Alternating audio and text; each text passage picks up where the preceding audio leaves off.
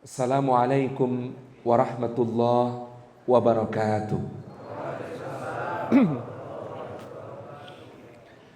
Puji syukur kehadirat Allah Subhanahu wa taala atas limpahan karunia-Nya pada kesempatan petang hari ini. Allah menghimpun kita di dalam lapis-lapis keberkahan.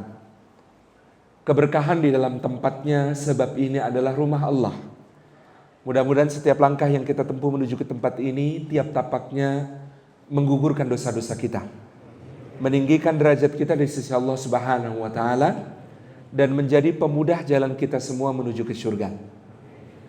Keberkahan di dalam aktivitasnya, karena ini adalah ketaatan kepada Allah, berhimpun salat maghrib berjamaah. Maka mudah-mudahan perhimpunan semacam ini adalah sesuatu yang bisa menghimpunkan kita kelak kembali di surganya Allah Subhanahu wa taala. Keberkahan di dalam majelisnya, karena mudah-mudahan ini termasuk apa yang disabdakan oleh Nabi sallallahu alaihi wasallam. Beliau katakan, "Majtama'a qaumun fi baitin min buyutillah yatluna kitaballah wa yatadarasunahu bainahum illa ghasyiyatuhumur rahmah wa haffatsumul malaikah wa nazalat alaihimus sakinah wa dzakarahumullahu fi man 'indah." Rawahu Muslim wa sahih. Nabi SAW mengatakan, tidak berhimpun satu kaum di satu rumah di antara rumah-rumahnya Allah Subhanahu wa taala. Di dalamnya mereka membaca ayat dari kitab Allah, mengkajinya, membedah makna-maknanya, memahami pengertian-pengertiannya, kecuali keadaan mereka itu ghasyiyatuhumur rahmah, rahmat Allah tercurah-curah kepada mereka. Wa haffatsumul malaikah, dan malaikat-malaikat Allah menaungkan sayapnya untuk mereka. Menaungkan sayap sampai majelis itu tuntas, lalu mereka pun menghadap kepada Allah Azza wa Jalla untuk melaporkan nama orang yang dinaunginya dengan bangga, memohonkan ampunan baginya, dan memintakan ridha dan syurga Allah untuknya. Wa nazalat alaihimus sakinah, dan turun ketentraman kepada mereka. Karena ketentraman itu dengan mengingat Allah Subhanahu wa taala. Itmi'nan karena ingat kepada Allah, tentram karena mengingat Allah di dalam majelis-majelis seperti ini, dan tentram karena di dalam ilmu kita dituntun untuk mengkhawatirkan apa yang perlu dikhawatirkan dan tidak usah mengkhawatirkan apa yang tidak perlu dikhawatirkan. Karena penyakitnya manusia sebagian besar adalah mengkhawatirkan yang sudah dijamin, misalnya rizki. Wa ma min dabbatin fil ardi illa Allahi rizquha. Tidak ada yang melata di atas bumi melainkan Allah menanggung rizkinya. Tapi penyakit sebagian besar manusia mengkhawatirkan yang sudah dijamin, sedangkan mereka melupakan perkara yang belum dijamin. Misalnya, apakah masuk surga apa enggak? Belum dijamin. Tetapi lebih banyak orang yang mengkhawatirkan yang pertama tadi daripada yang kedua. Dengan banyak taklim, kita ini dituntun untuk bisa mengkhawatirkan yang perlu dikhawatirkan, dan tenanglah, tentramlah pada apa yang sudah dijamin oleh Allah Subhanahu wa taala. Wa dzakarahumullahu fi man 'indah, dan Allah Subhanahu wa taala menyebut-nyebut nama mereka satu persatu dengan bangga pada makhluk-makhluk mulia yang ada di sisinya. Disebut ketua RT saat rapat saja kita bangga, disebut lurah. Apalagi rapat tingkat kecamatan, Pak Camat nyebut-nyebut nama kita, jasa-jasa kita. Apalagi tingkat kabupaten, tingkat kota, tingkat provinsi, tingkat upacara kenegaraan. Dibangga-banggakan oleh presiden. Masya Allah. Ini yang membanggakannya adalah penggenggam alam semesta, Rabb kita Azza wa Jalla, Allah Subhanahu wa ta'ala. Ini keutamaan kita berhimpun hari ini di dalam majelis, dalam rintik-rintik hujan, berkah bertambah lagi. Ketika hujan turun, dibuka pintu-pintu langit. Fa'aksir fi doa, perbanyak doa di dalamnya. Masya Allah, berkah, berkah dan berkah. Mudah-mudahan senantiasa menyertai kita di setiap langkah. Dan Bapak Ibu yang dirahmati oleh Allah Subhanahu wa taala, panitia menyiapkan tema pada kesempatan hari ini. Tema yang ringan diucapkan, tetapi mudah-mudahan Allah memberikan kita kekuatan untuk melaksanakannya. Betapapun tidak mudahnya, betapapun beratnya, mudah-mudahan berat dan tidak mudahnya menjadi sesuatu yang menyempurnakan pahala-pahala kita di sisi Allah Subhanahu wa taala. Satu ayat saja mudah-mudahan selesai kita bahas pada kesempatan petang ini. Satu ayat saja. A'udzubillahi minasyaitonirrajim. Allah berfirman, "Innamal mu'minuna ikhwatun fa aslihu baina akhwaykum wattaqullaha la'allakum turhamun." Sadaqallahul azim. Innamal mu'minun, hanya saja orang-orang beriman itu, ikhwatun adalah saudara-saudara.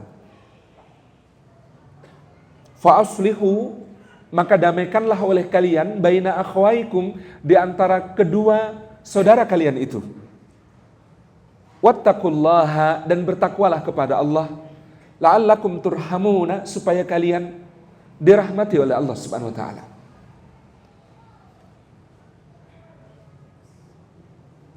Bapak Ibu yang dirahmati oleh Allah, ayat ini mohon izin pada petang ini kita bagi menjadi 3 makta, 3 potongan kecil untuk memudahkan pembahasannya. 1, innamal mu'minuna ikhwah, hanya saja orang beriman itu bersaudara. 2, fa'aslihu baina akhwaikum, maka islahlah, damaikan di antara kedua saudaramu itu. Wattaqullaha la'allakum turhamun, dan bertakwalah kepada Allah supaya kita semua ini dirahmati oleh Allah Subhanahu wa taala. Yang pertama, innamal mu'minuna ikhwah, hanya saja orang mukmin itu bersaudara. Kita bisa ambil 2 pengertian penting di dalam potongan ayat ini. Hanya saja orang mukmin itu bersaudara. Kalau begitu, yang pertama tentang iman. Ahlus sunnah wal jamaah bersepakat bahwa iman itu tasdiqun bil qalbi wal iqraru bil lisan wal amalu bil arkan. Iman itu dilaksanakan dari hati yang membenarkan, hati yang meyakini, diikrarkan dengan lisan, pernyataan yang dipersaksikan, dan dibuktikan dengan amal perbuatan seluruh anggota badan. Itulah iman. Tapi bagaimana mengukur iman? Kalau kita periksa dalil dari Quran maupun Sunnah Nabi Sallallahu Alaihi Wasallam, kita akan menemukan justru ukuran-ukuran keimanan Allah dan Rasulnya letakkan dalam kualitas hubungan yang kita jalin dengan sesama. Sebab apa? Kata para ulama, karena yang di hati tersembunyi, di lisan orang bisa berdusta, dalam amal ibadah ada orang yang tega berpura-pura. Kaum munafikin tidak tampak pada mereka tanda-tanda kecuali ibadah yang juga mereka lakukan bersama dengan kaum mukminin. Maka kita menemukan Nabi Shallallahu Alaihi Wasallam banyak meletakkan ukuran-ukuran keimanan itu, ukuran-ukuran keimanan dalam kualitas hubungan yang kita jalin dengan sesama. Jadi yang ingin kita ambil pelajaran pertama-tama dari innamal mu'minuna ikhwah adalah iman itu ternyata takarannya oleh Allah dan Rasulnya banyak diletakkan dalam kualitas hubungan persaudaraan yang kita jalin dengan sesama. Contoh, mukmin sendiri. Apa maknanya mukmin? Mukmin itu orang yang sesamanya aman dari gangguan lisan maupun tangannya. Aman dari gangguan lisan maupun tangannya. Al-muslim man salimal muslimun min lisanihi wa yadayhi. Muslim juga adalah orang yang sesamanya selamat dari gangguan lisan dan tangannya. Maka kualitas hubungan pertama yang harus kita hadirkan kepada sesama adalah aman. Seorang mukmin itu aman bagi orang lain. Dalam sebuah hadis rangkaian yang oleh Al-Imam Malik rahimahullah ta'ala disebut sebagai thulutsai din, sepertiganya agama, 2/3 agama. Beliau menyatakan bahwa Rasulullah SAW bersabda, ini rangkaian hadisnya beberapa kalimat. Salah satu kalimat di situ berbunyi misalnya, "Man kana yu'minu billahi wal yaumil akhir fala yu'dhi jarah." Siapa beriman kepada Allah dan hari akhir. Yang dibicarakan apa? Iman kepada Allah dan hari akhir. Ukurannya apa? Fala yu'dhi jarah. Jangan sampai dia menyakiti tetangganya. Jadi yang dibicarakan adalah iman kepada Allah dan hari akhir. Tetapi ukurannya adalah tidak menyakiti tetangga. Mukmin aman, tidak menyakiti, tidak mengganggu. Dalam syarahnya, syarah Sahih Muslim Al-Imam An-Nawawi rahimahullah ta'ala menyebutkan riwayat tentang pertanyaan sahabat radhiyallahu anhum ajma'in kepada Nabi SAW. Apa yang termasuk menyakiti tetangga ya Rasulullah?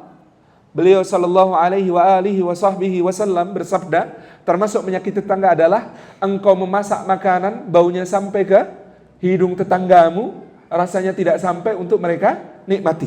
Itu termasuk menyakiti tetangga. Kalau sekarang itu motret makanan diposting di Facebook, diposting di Instagram gitu ya, cuma mingin-mingini gitu. Ini aroma saja bisa mengganggu, aroma saja bisa menyakiti tetangga. Dan Nabi SAW berpesan betul tentang perkara ini. Dan bahkan beliau melepaskan keimanan, melepaskan sifat keimanan bagi orang yang apa? Tidak beriman. Salah seorang di antara kalian yang dia kenyang sementara tetangganya lapar. Jadi ukurannya kualitas hubungan yang kita jalin dengan sesama. Pertama-tama rasa aman. Maka menjadi mukmin itu menghadirkan rasa aman. Kemanapun seorang mukmin pergi, dia bukan ancaman, dia bukan madarat, bukan bahaya, tidak membuat orang mengkhawatirkan keselamatan dirinya karena kehadirannya, tidak merusak, tidak menyakiti, tidak merugikan mukmin. Ada satu hadis yang dipasang oleh pemerintah Oman di Bandara Internasional Maskat. Hadisnya itu unik. Bunyinya qala Nabi sallallahu alaihi wasallam, "Idza ataka ahlu Oman la yadurruka wa la yadribuk." Jadi di Bandara Oman ini dijadikan sebagai semboyan negara. Apa itu? Nabi SAW bersabda, kalau datang padamu penduduk Oman, dia tidak akan la yadurruk, tidak akan merugikanmu, wa la yadribuk, dan tidak akan memukulmu, tidak akan menyakitimu. Tidak merugikan, tidak menyakiti. Itu jadi semboyan orang Oman. Kami ini orang yang oleh Nabi disebut tidak akan pernah menyakiti, tidak akan pernah merugikan. Dan Bapak Ibu kalau tindak nanti ke Oman, bisa merasakan keramahan itu.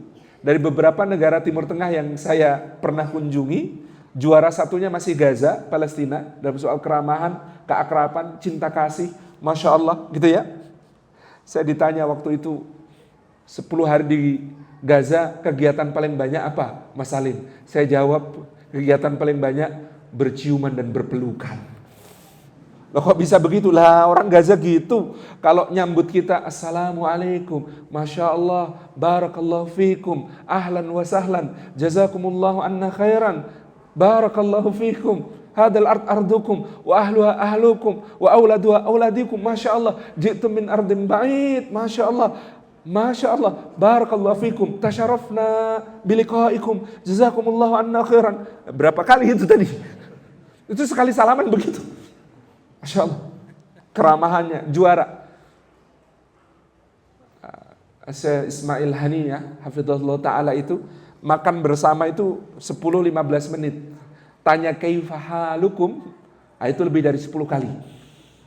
Dikit-dikit nyendok satu tanya kaifahalukum, sambil senyum. Kaifahalukum. Untuk apa? Hanya untuk mengajak kita berzikir kepada Allah. Apa itu jawabannya? Alhamdulillah, nahnu bi khair. Alhamdulillah, nahnu bi khair. Begitu kan? Ngajak zikir aja tanya kabar sambil senyum itu. Padahal di hadapannya 15 menit 10 lebih kali bertanya kabar.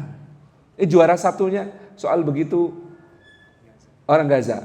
Ba'da maghrib itu saat siksaan bagi relawan yang sedang di Gaza. Jadikan rebutan. Al-asya ma'ana, ya Syekh, al-asya ma'ana. Mana-mana ngajak makan malam bersama. Tarik ke sana, tarik ke sana. Masya Allah. Gitu ya. Itu juara satu. Juara dua ternyata memang orang Oman. Padahal Oman itu secara fikih dan akidah, apa mereka? Ibadi. Ibadi ini dari seorang yang bernama Ibad bin Muhammad, ini muridnya Imam Malik. Tetapi pemahamannya nanti Khawarij. Jadi salah satu sekte Khawarij yang eksis sampai hari ini dan resmi menyebut diri sebagai Khawarij itu orang-orang yang disebut sebagai Ibadi. Dan itu mazhab resmi negara Oman. Khawarij saja. Jadi sampai komentar teman saya yang ikut ke Oman itu, lah Khawarijnya saja ramahnya kayak begini, gimana ahlu sunnahnya kata. Ini Khawarij tapi, Masya Allah, ramahnya kayak begini. Karena satu hadis yang mereka yakini, yaitu idza ataka ahlu umman la yadurruk wa la yadribuk. Saya ingin menggambarkan kita sebagai ahlu sunnah wal jamaah lebih berhak atas yang seperti ini, yang aman, memberikan rasa aman kepada orang. Maka jangan remehkan perkara-perkara kecil yang bisa menghadirkan aman ini. Talaqatul wajh, wajah yang manis. Itu ya, senyum, Masya Allah, senyum. Tabassumuka fi wajhi akhika sadaqah. Semu di wajah saudaramu adalah sedekah, pemberian. Saya pernah negur seorang motivator. Gara-garanya apa? Beliau bilang, ya senyum itu sedekah, tapi orang punya utang disenyumin doang gak selesai masalahnya. Saya katakan pada beliau, kalau kalimat ini ditujukan untuk melunasi utang baik. Tetapi kalau ditujukan untuk merendahkan satu di antara sunnah-sunnah Rasulullah SAW, maka tidak pada tempatnya. Kenapa? Karena senyum itu, kalau sudah dibilang sunnah Nabi SAW dan Nabi mengatakan sedekah, maka tidak ada yang kecil. Tidak boleh diremehkan. Yang saya punya teman dokter, ahli senyum dokter ini. Senyumnya meraati kata orang Jogja. Senyumnya itu benar-benar masuk ke dalam hati. Sampai-sampai orang gak sakit pengen sakit supaya bisa ketemu beliau. Saking enaknya senyumnya ini gitu. Nah, pada suatu hari, Masya Allah, beliau tidak datangi orang di tempat prakteknya. Bukan mau periksa, ternyata mau mengucapkan terima kasih. Kata dokter ini, terima kasih kenapa? Terima kasih atas senyum Anda. Loh, laki-laki aja yang ngomong gitu. Senyum saya kenapa gitu? Jadi kata orang ini, satu saat saya bertemu panjenengan. Pada saat itu tidak ada yang ada di pikiran saya kecuali saya mau bunuh diri. Lagi mikir cara bunuh diri yang paling enak apa. Saya merasa hidup saya hancur, rumah tangga saya hancur, karir saya hancur. Hari itu puncak kehancuran dari bertubi-tubi kehancuran yang menimpa saya. Dikatakan begitu. Saya sudah berpikir bahwa semua orang jahat sama saya. Saya sudah berpikir dunia ini tidak adil. Saya sudah berpikir bahwa saya tidak punya harapan lagi. Begitu saya ketemu Anda, kata dia, cuma berpapasan, Anda itu senyum kepada saya. Senyum itu membuat saya tersengat dan insyaf. Masya Allah, tidak semua orang jahat kepada saya. Saya berpikir kemudian bahwa saya masih punya kesempatan untuk memperbaiki semuanya, apapun yang terjadi. Gara-gara senyum Anda, hari itu saya membatalkan bunuh diri saya. Saya tanya, ini senyum yang begini harganya berapa? Dan Masya Allah dia cerita, sekarang saya sudah Alhamdulillah berkumpul kembali dengan keluarga. Saya sekarang sudah Alhamdulillah merintis sebuah usaha dan Insya Allah mudah-mudahan Allah berkahi. Ini senyum kira-kira harganya berapa? Tabarakallah. Tidak ada yang bisa membeli senyum seperti ini. Jadi aman Pak. Yang kedua nyaman. Maka senyum tadi bagian juga dari nyaman. Talaqatul wajah, wajah manis. Mukmin itu kata Nabi SAW akrab dan mudah diakrabi.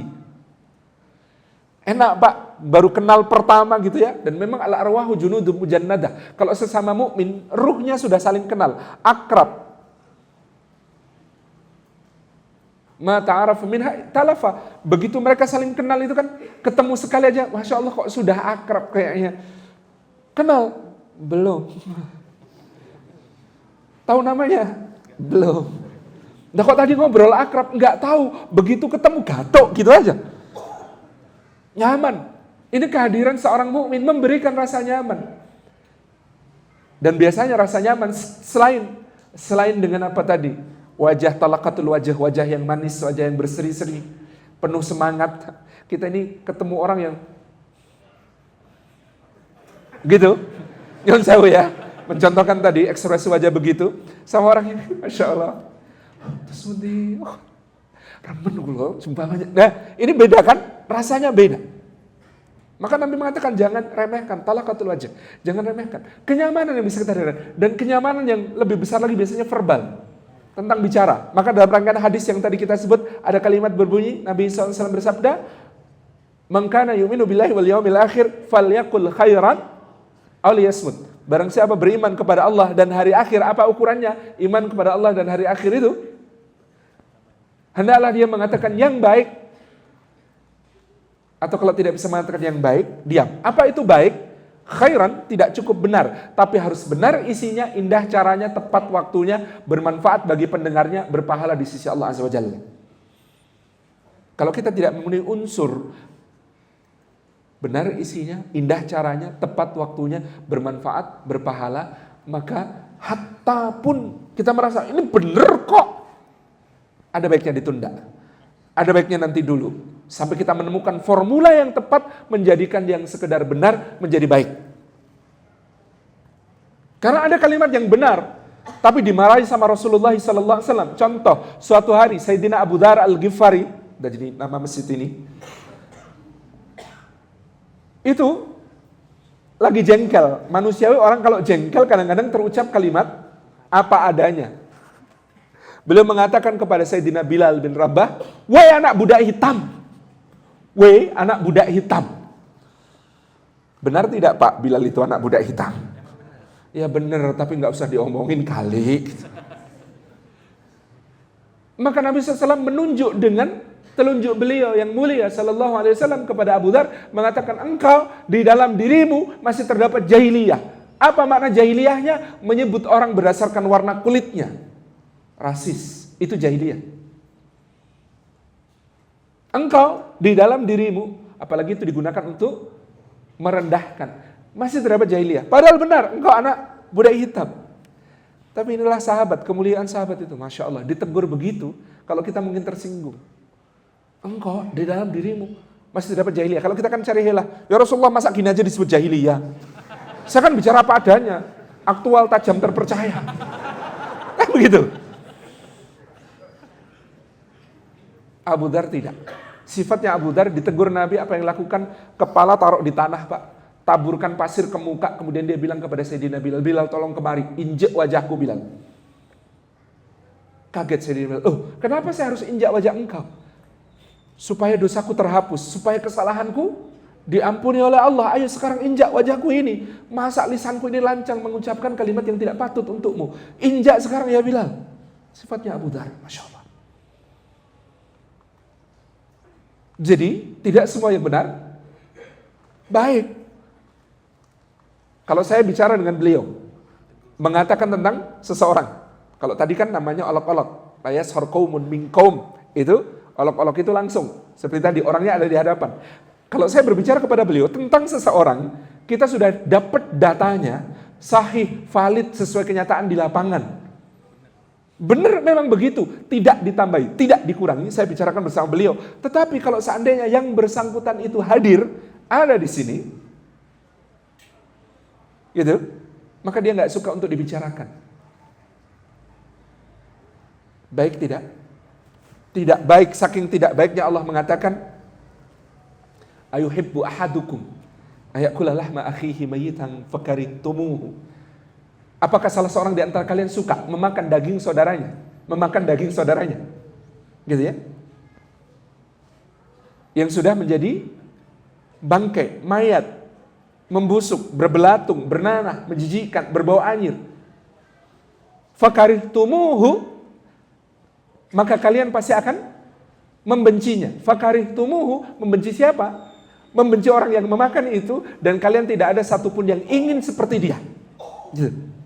Fakarihtumuhu. Insyaallah. Ibunda kita Aisyah pernah terpeleset mengatakan, cukuplah kau ketahui ya Rasulullah, Sofiyah itu begini-begini. Namanya orang cemburu gitu. Pernah ibunda kita Aisyah terpeleset bicara tentang keadaan fisik ibunda kita Sofiyah. Nabi SAW mengatakan apa kepada Aisyah? Sungguh demi Allah, ucapanmu itu bisa menajiskan lautan. Itu padahal cuma ngomong keadaan fisik yang kalau kita kadang-kadang dianggap biasa saja. Apa itu Bu? Pendek. Lebih pendek daripada rata-rata orang Arab.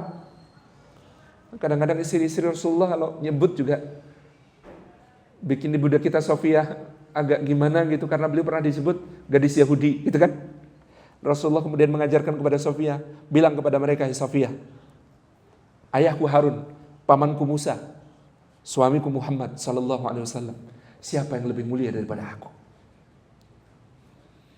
Jadi benar itu tidak cukup. Harus benar isinya, indah caranya, tepat waktunya, bermanfaat, berpahala. Kalau tidak bisa itu, maka kita diperintahkan untuk diam. Nah, ada hadis yang disalahfahami. Ini hadisnya populer sekali di Indonesia. Semua orang hafal, yaitu qulil haqqa walau kana murran. Katakan yang benar meskipun pahit. Ini hadis luar biasa. Setiap orang ngomong pahit pasti bilang qulil haqqa walau kana murran. Setiap orang ngomong sesuatu yang pahit untuk orang lain, dia akan mengatakan katakan yang benar meskipun pahit. Hadis ini rawinya siapa? Abu Dzar Al-Ghifari. Lagi-lagi ada hubungannya dengan masjid kita. Al-Imam At-Tirmidzi di dalam sunannya, Al-Imam Ahmad dalam musnadnya mencantumkan hadis ini, Al-Imam Ibnu Khuzaimah bahkan dalam sahihnya, dan di dalam sahih Ibnu Khuzaimah itu ada tambahan yang kemudian harus kita perhatikan. Ternyata ceritanya agak panjang. Ini ceritanya begini, Pak. Ada pedagang menghadap kepada Nabi SAW mengatakan, celaka aku ya Rasulullah, binasa aku ya Rasulullah. Nabi SAW bertanya kepadanya, kamu kenapa? Dia menjawab, aku ini beli barang ya Rasulullah, sampelnya bagus. Lalu ku bayar tunai pesananku sebanyak sekian. Begitu barangnya datang, tidak langsung aku periksa. Aku sudah percaya kan begitu? Begitu aku punya waktu untuk memeriksa, ternyata barangnya cacat semua. Jelek, tidak sesuai sampel, yang jual kepadaku sudah pergi entah kemana. Kalau begini ya Rasulullah, bagaimana aku? Apakah aku, satu, diizinkan untuk menutupi cacat aib barang ini lalu menjualnya kembali, nggak untung nggak apa-apa, minimal balik modal saja ya Rasulullah? Ataukah aku harus jujur, terbuka apa adanya kepada konsumenku, pelanggan-pelangganku, dengan begitu aku akan rugi besar, bahkan nyaris bangkrut. Faqala an-Nabi sallallahu alaihi wasallam, qulil haqqa walau kana murran. Katakan yang benar meskipun pahit. Iktibar pentingnya. Pertama-tama, pahitnya untuk orang lain atau untuk yang ngomong? Menurut hadis ini, pertama-tama pahitnya untuk orang lain atau yang ngomong? Yang ngomong. Lah kita ini suka memperkosa hadis. Katakan yang baik olehku, katakan yang benar olehku, meskipun pahit bagimu, terserah. Gitu. Kita ini tidak peduli orang mukanya merah, kita tidak peduli orang telinganya panas, orang tidak peduli hatinya terbakar, asal kita kemudian mengatakan qulil haqqa walau kana murran. Terserah, mau gimana rasanya, orang saya ngomong yang benar kok. Gitu kan? Enggak. Nabi SAW, hatta benar pun beliau sampaikan dengan hati-hati, jangan sampai melukai hati. Ini kan hadisnya tentang kejujuran pedagang. Jadi pedagang, jadilah yang jujur. Katakan yang benar, meskipun berakibat rugi besar. Karena apa? Pedagang jujur, sekali jujur, orang percaya terus, oh dia itu jelek aja diomongin gitu ya. Berarti kalau ngomong barangnya bagus, bagus beneran. Tetapi kalau dia menipu sekali itu, habis. Besok-besok lagi nggak akan dipercaya. Gitu kan? Itulah kenapa pedagang yang jujur bersama Rasulullah SAW itu dekat sekali. Dulu saya bingung hadis ini enak benar jadi pedagang. Dekat sama Rasulullah SAW. Begitu sudah bergaul dengan banyak pedagang, saya sadar hadis itu memang relevan. Kenapa? Pedagang yang jujur tidak banyak. Masya Allah gitu ya. Orang kita mau jual mobil saja begitu kok. Peyok ditanya, ini dulu kenapa mas? Gitu ya. Oh cuma kesenggol pak, padahal tabrakan parah. Gitu. Subhanallah. Jadi Bapak Ibu yang dirahmati oleh Allah Subhanahu Wa Taala, ini hadis tentang kejujuran. Yang bisa menjadikan kita mendapatkan akibat yang berat. Ini tuntutan tetap untuk jujur. Bukan hadis untuk menyakiti sesama dengan kalimat yang kita kira kebenaran itu. Yang kita kira bebas mengucapkannya. Ingat hadis tentang para penghuni surga yang masuk surga tanpa hisab? Nabi SAW mengatakan, di antara umatku ada 70.000 orang yang memasuki surga Allah tanpa hisab. Kata Imam An-Nawawi 70.000 itu artinya banyak banget. Karena orang Arab itu dalam hitung-hitungan dulu itu tidak exactly angka itu eksak begitu enggak. Orang Arab itu kalau nyebut banyak banget itu pakai 70.000. Oh, sakit banget tuh sangat bayang gitu. 70.000. Kalau orang Jogja, swidak rolas. Wah, ngel menang gitu. Pokoknya akeh gitu ya. Pokoknya akeh banget gitu. Jadi kalau menurut Al-Imam An-Nawawi tidak hanya 70.000, lebih dari 70.000. Banyak sekali yang akan masuk surga Allah tanpa hisab. Berdiri seorang sahabat namanya Ukasyah radhiyallahu anhu. Kemudian Ukasyah mengatakan, ya Rasulullah, doakan aku termasuk di antara mereka. Nabi sallallahu alaihi wasallam mengatakan, engkau termasuk di antara mereka, wahai Ukasyah. Ada orang berikutnya bangkit mengatakan, doakan aku juga termasuk di antara mereka ya Rasulullah. Apa sabda Nabi sallallahu alaihi wasallam? Qad sabaqaka Ukasyah.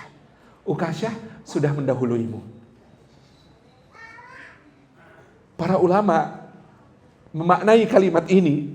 Jadi kalau kuotanya 70.000 atau bahkan banyak banget tadi, apa susahnya sih doain satu tambah lagi gitu ya? Gitu kan?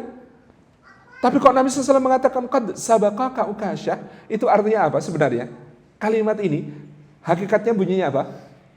Maaf bro, ente belum pantas. Maaf bro, ente tidak pantas termasuk di situ. Kalimat aslinya. Apa Rasulullah kemudian mengatakan begitu? Enggak potongan. Enggak. Maksudnya mana itu bahasanya benar? Apa yang dikatakan Nabi SAW? Qad sabaqaka Ukasyah. Ukasyah sudah mendahului. Masya Allah. Kenyamanan. Jadi ini bukan soal hanya mengatakan yang benar, tapi mengatakan yang benar isinya dengan cara yang indah, di waktu yang tepat gitu ya. Dengan mencari manfaat dari sebalik perkataan itu, dan memohon pahala dari Allah Subhanahu wa taala. Nyaman. Kualitas hubungan yang kita jalin dengan sesama nyaman. Maka saya tidak percaya orang jujur kok omongannya jelek. Maka saya tidak percaya ada yang mengatakan, dia tuh jujur. Ngomong ngumpat-ngumpat yang penting jujur. Mana bisa begitu? Quran bilang wailul likulli humazatil lumazah. Binasalah setiap pengumpat dan pencela. Kok enak saja yang penting jujur. Enggak, saya enggak percaya kalau itu jujur. Sudah terlalu banyak dusta yang dia lakukan. Tidak sebut nama. Bapak Ibu yang dirahmati oleh Allah Subhanahu wa taala, inilah yang kedua. Akhlak Nabi sallallahu alaihi wasallam meminta kita menghadirkan rasa nyaman juga di dalam kata-kata. Yang ketiga, manfaat. Bapak Ibu yang dirahmati Allah, puncak dari tata hubungan yang dihadirkan seorang mukmin dengan sesamanya itu adalah manfaat. Saking pentingnya manfaat ini sampai di dalam penyebutan ayatnya Allah Subhanahu wa taala itu memisahkannya tidak dalam satu ayat langsung. Daraballahu mathala kalimatin thayyibatin kasyajaratin thayyibah. Apa cirinya pohon yang baik itu? Sebagai penanda keimanan yang baik, kalimat yang baik, kalimatut tauhid. Cirinya apa? Pohon baiknya itu, satu, asluha thabit.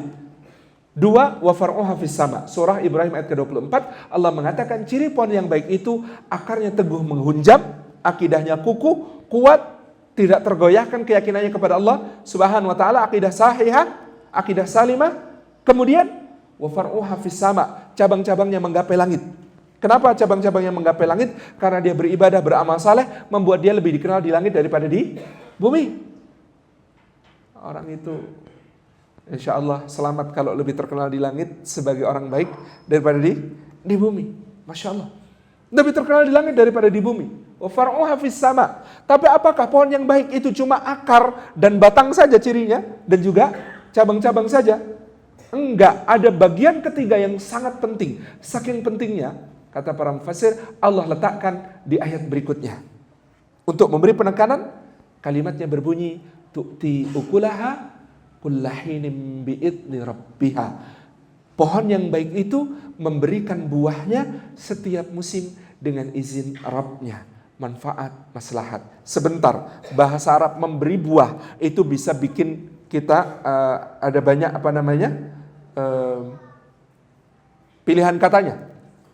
Karena bahasa Arabnya buah banyak, ada fakihah, ada samarah, ada. Ternyata ini pakai ukul. Apa bedanya tu'ti samarataha dengan tu'ti ukulaha? Sayyid Qutb rahimahullah ta'ala mengatakan, ini kalau ini mangga, misalnya begitu ya, kita lempar. set kena wajah orang, pluk, begitu kemudian, nyuwun sewu Pak, itu saya kasih mangga. Ini mangga, kita lempar, kena wajahnya orang, blok gitu, kemudian kita mengatakan, nyuwun sewu lho Pak, itu saya kasih mangga, mohon diterima. Nah, ini masih bisa disebut sebagai tu'ti thamarataha. Tapi apa yang disebut sebagai tu'ti ukulaha? Tu'ti ukulaha itu pilihkan mangga yang paling harum aromanya, paling lembut teksturnya, paling manis rasanya, paling mateng pohon buahnya. Kupas sampai bersih, potong-potong iris-iris kecil-kecil, sajikan di dalam piring, diberi hiasan secukupnya, datangi dia dengan garpu di tangan kanan, piring di tangan kiri, senyum kepadanya, tusuk buahnya pakai garpu, suapkan ke mulutnya sambil tersenyum, monggo gitu. Itu yang disebut sebagai tu'ti ukulaha. Mukmin itu memberi manfaat, tidak sekedar memberi manfaat, karena orang yang lempar duit juga memberi manfaat. Tetapi mukmin menjaga kehormatan orang yang diberi. Mukmin itu memuliakan yang diberi karena dia tahu dia lebih berhajat pada pahala dari Allah daripada hajat orang itu atas pemberiannya.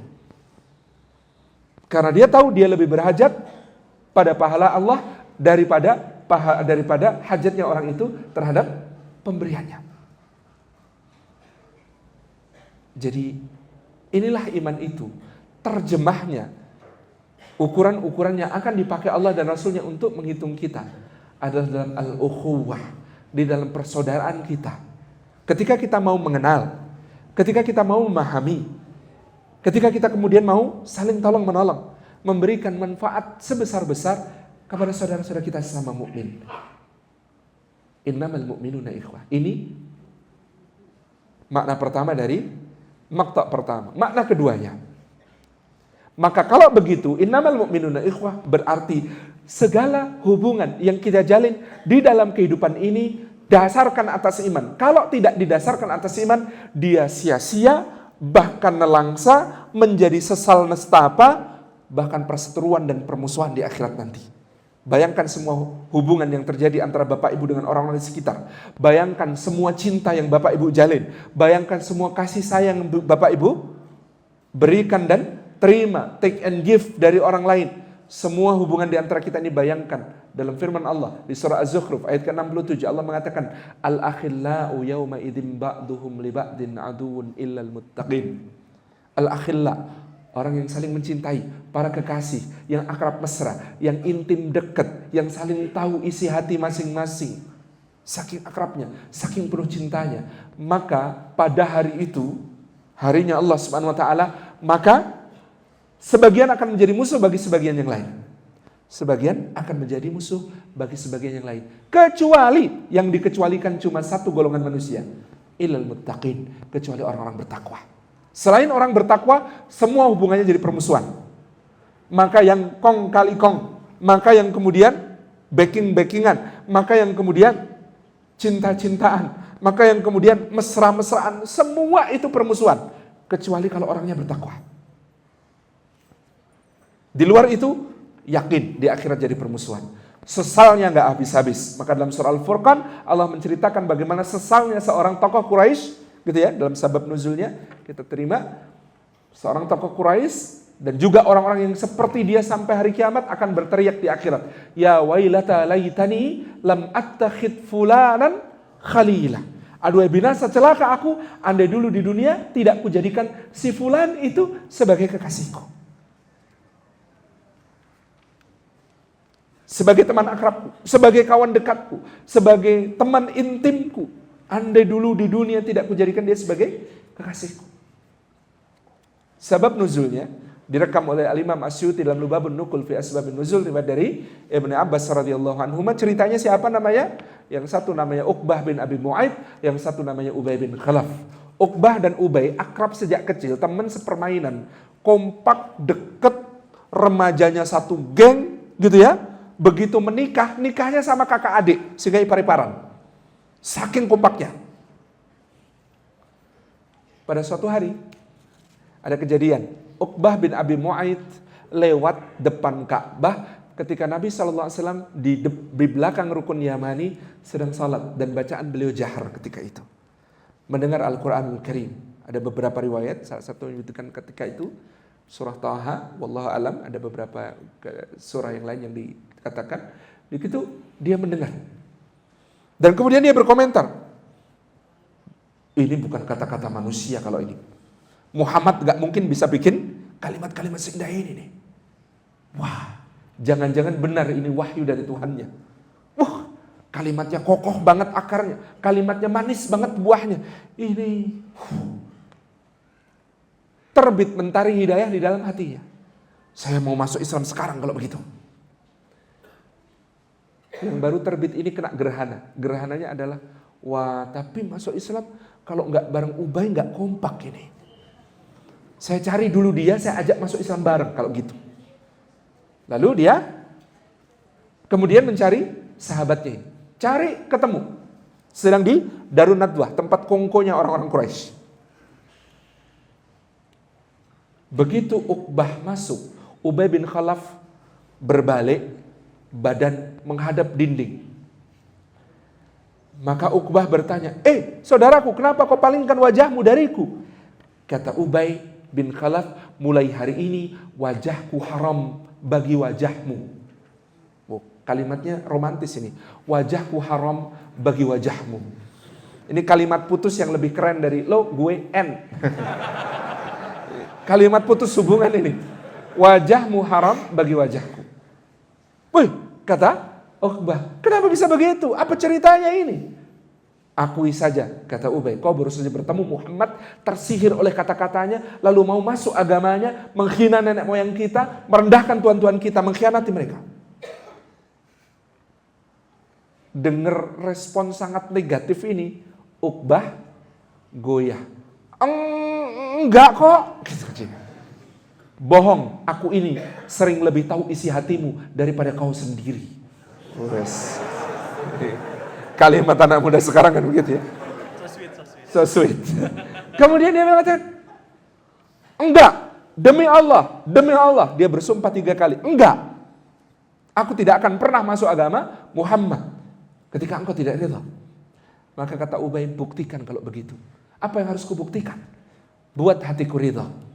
Oke, lalu si celaka ini namanya Uqbah bin Abi Mu'ayth ini pergi ke tempat penyembelihan hewan orang-orang Quraisy. Di situ dia ngumpulin apa? Jeruan-jeruan dan busukan-busukan hasil sembelihan hewan yang menjijikan itu diwadahi satu keranjang penuh. Lalu dia pergi ke Ka'bah ketika Nabi Shallallahu Alaihi Wasallam sedang sujud. Orang celaka ini menumpahkan ini ke kepala dan punggung beliau Shallallahu Alaihi Wasallam. Orang ini yang kelak akan mengatakan di akhirat, ya wailata laitani lam attakhid fulanan khalila. Kita lanjutkan ceritanya sesudah salat Isya insyaallah. Assalamualaikum warahmatullahi wabarakatuh. Alhamdulillah, salatu wassalamu ala Rasulillah.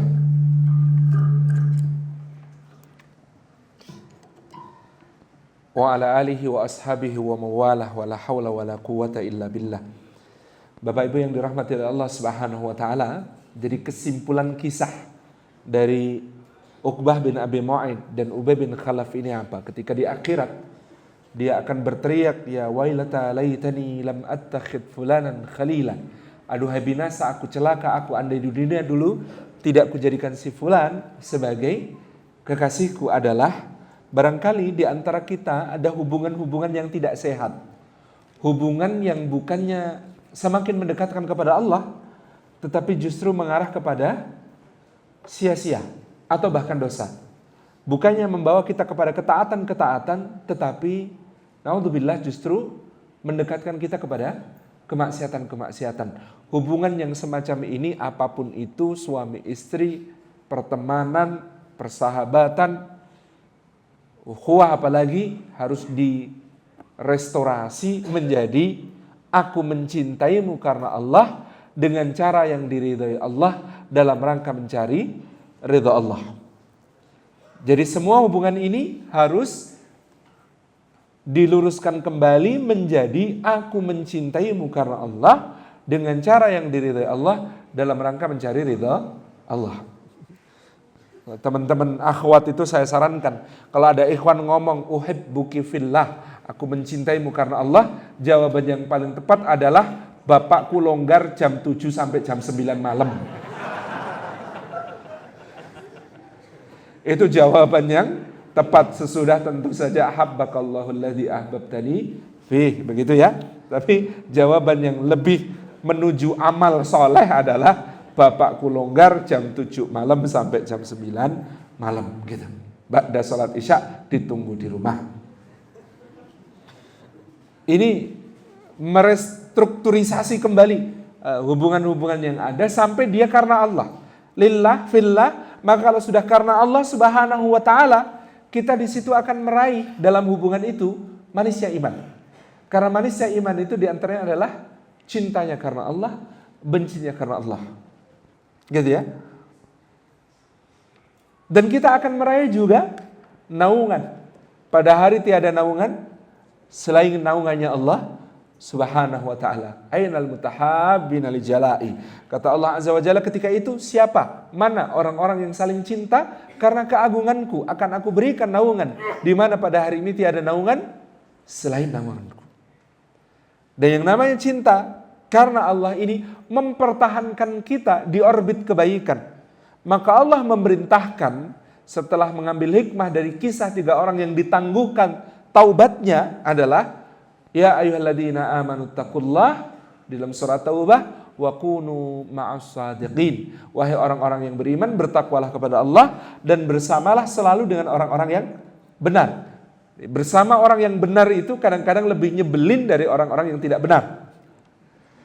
Kita kalau bersama orang yang nggak benar, itu semua hawa nafsu kita tidak akan dipedulikan, bahkan mungkin malah didukung. Jadi sering sekali teman yang benar dan baik itu lebih nyebelin daripada musuh yang menyamar. Kalau musuh yang menyamar ini syaitan dalam bentuk jin maupun manusia, segala keinginan kita yang jelek-jelek didukung. Tetapi yang namanya teman yang baik, yang saleh, yang shadiq ini, itu rese. Apa-apa urusan kita dia ikut ngurusin. Jangan gitu toh. Ini apa sih ini urusanku? Gitu kan? Dia itu selalu kepo. Ingin tahu tentang kita, menasehati kita tanpa diminta, meluruskan ketika kita bengkok gitu ya. Membetulkan ketika kita keliru gitu. Dia ingin agar kita selalu benar, bukan selalu membenarkan kita apapun yang kita lakukan. Kadang-kadang berteman dengan orang benar itu nyesek. Tetapi tahu bahwa di situ adalah penjagaan Allah Subhanahu wa taala. Sampai pada titik di mana cinta karena Allah gitu ya. Ukhuwah ini membawa kita kepada titik di mana kedudukan itu tidak dapat digapai dengan amal-amal pribadi kita. Ada hadis yang membuat Sayyidina Anas bin Malik sangat bergembira. Hadisnya tentang seorang lelaki yang datang kepada Nabi SAW kemudian bertanya. Diriwayatkan Imam Al-Bukhari maupun Imam Muslim. Laki-laki itu bertanya, ya Rasulullah, mata sa'ah. Ya Rasulullah, kiamat kapan ya? Jawabannya apa kira-kira? 2012 sudah lewat. Jadi ternyata ada yang lebih penting daripada kapan, Pak. Sekarang ada kajian membahas kapan kiamat, dihitung-hitung waktunya dan lain sebagainya. Saya sih senang juga, cuman jangan diyakini gitu-gitu. Ini prinsipnya prinsip orang Jogja. Ngono yo ngono ning aja ngono. Bahas waktu kiamat kok sampai ngitung-ngitung tahun gitu ya. Akadu ukhfiha litujza kullu nafsin bima tas'a. Memang Allah itu menyembunyikan waktunya agar dapat membalas setiap jiwa dengan apa yang telah diperbuatnya. Jadi jangan ngitung-ngitung waktunya eksak-eksak banget lah. Meskipun kita tahu sekarang tanda-tandanya semakin nyata. Meskipun kita tahu sekarang ya memang tambah dekat, gak mungkin tambah jauh. Gitu kan? Tapi ternyata ada yang lebih penting daripada kapan. Apa itu? Yang kemudian ditanyakan balik oleh Nabi SAW. Apa yang sudah kau persiapkan untuk menghadapinya? Lelaki itu menjawab, la syai'ila wa ana uhibbullaha wa rasulah. Enggak ada ya Rasulullah, kecuali bahwa aku ini mencintai Allah dan Rasulnya sallallahu alaihi wasallam. Faqala an-nabiy sallallahu alaihi wa alihi wasallam. Nabi bersabda kepadanya, ini kalimat ini yang sangat indah. anta ma'aman ahbabta. Engkau akan bersama dengan yang kau cinta. Dalam riwayat Muslim ada lafaz lain, yuhsyarul mar'u ma'aman ahab. Orang itu akan dihimpunkan dengan yang dicintainya. Orang itu akan dihimpunkan dengan yang dicintainya. Anas bin Malik radhiyallahu anhu ketika menceritakan hadis ini tidak pernah tidak menangis. Dan beliau ditanya, kenapa engkau menangis? Aku menangis karena bahagia. Kenapa engkau bahagia? Demi Allah, kalau ada orang yang mau menukar hadis ini dengan sepenuh bumi berupa emas, tidak akan aku berikan. Limadha? Kenapa? Tanya mereka kepada Anas bin Malik. Sebab aku ini, kata Anas bin Malik, aku ini amalku, ibadahku, salatku, qiyamul lailku, baca Quranku, jihadku, puasaku, gak ada seujung kukunya Umar, gak ada seujung kukunya Abu Bakar, apalagi Rasulullah SAW. Tetapi kata Anas bin Malik, demi Allah aku mencintai mereka. Dan dengan cinta itu aku masih punya harapan kelak dikumpulkan di surga bersama mereka. Cinta karena Allah itu mengangkat kita ke derajat yang tidak digapai dengan amal-amal pribadi. Inilah ukhuwah itu. Inilah ukhuwah itu ketika semua hubungan didasarkan di atas iman, maka kebaikan. Tumpah ruah kebaikan ukhuwah itu pada kita. Maktab pertama selesai.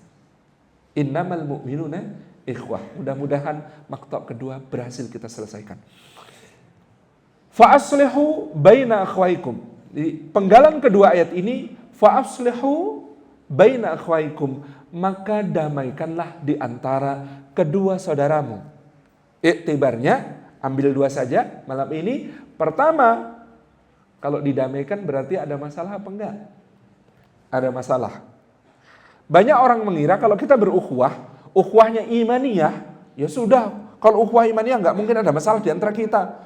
Lah kalau sampai ada masalah berarti sampean imannya bermasalah. Wong saya beres-beres saja.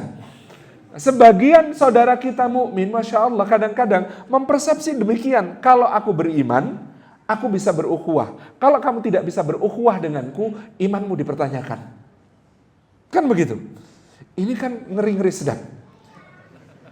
Jadi tidak pada tempatnya. Kenapa? Sampai-sampai Allah mengatakan fa'aslihu baina akhwaikum. Tahu ayat sebelum ini? Ayat sebelum innamal mu'minuna ikhwah. Bunyinya apa? Wa in ta'ifatani minal mu'minina iqtatalu. Itu ayat ketika turun, sahabat nggak berani bayangkan kok bisa ya. Coba seandainya ada dua kelompok besar orang-orang beriman saling berperang. Itu para sahabat Nabi nggak kebayang. Masa sih? Kok bisa? Terus sebabnya itu apa? Gitu. Itu nggak kebayang di zaman Rasulullah Sallallahu Alaihi Wasallam. Ternyata ayat itu nggak butuh waktu lama untuk diamalkan. Kapan? Di zaman Sayyidina Ali bin Abi Thalib radhiyallahu anhu. Wa in ta'ifatani minal mu'minina iqtatalu fa aslihu bainahuma fa in baghat ihdahumal ukhra, gitu ya.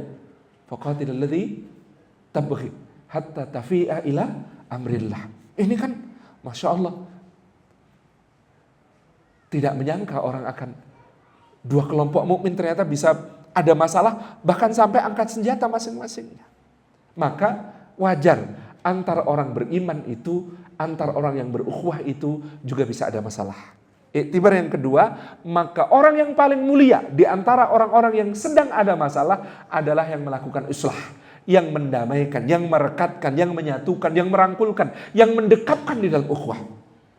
Yang pertama tadi, antara orang beriman juga bisa ada masalah. Bahkan antara Nabi Sallallahu Alaihi Wasallam dengan sahabat-sahabat beliau.